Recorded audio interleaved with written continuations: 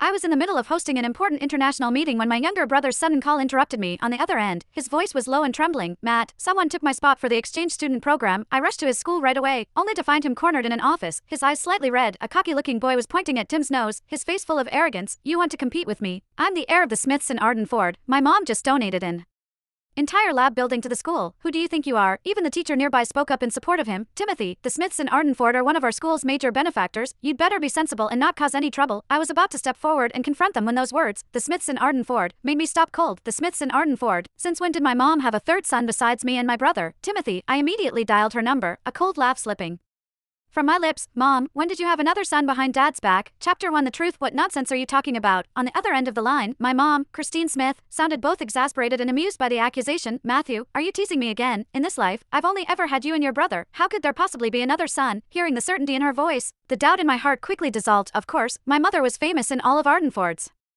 high society as the model wife and perfect mother. Her gentle devotion to my father, Elias Mace, had remained unchanged for 30 years. She was the woman every other rich wife was compared to in our circle. Scandals about women having affairs or keeping toy boys weren't uncommon, but everyone agreed on one thing: Roger Smith would never be one of them. It better be that way, I said coldly, hanging up. Then, I looked up at the arrogant kid in front of me.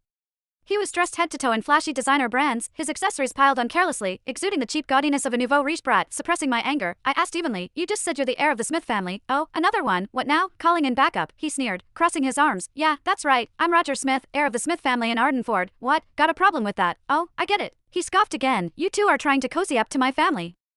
Ha, too late for that. Tell me, besides the Smiths, are there any other Smiths even worth mentioning? What a pair of country bumpkins. Then, he turned back to my brother, his voice dripping with malice. Timothy, so what if you've got good grades? So what if you spent a year working hard? My mom says one word, donates a building, and unravels everything you've done, making it worthless. My brother, Timothy, lowered his head even further. His fists clenched so tightly his knuckles turned white.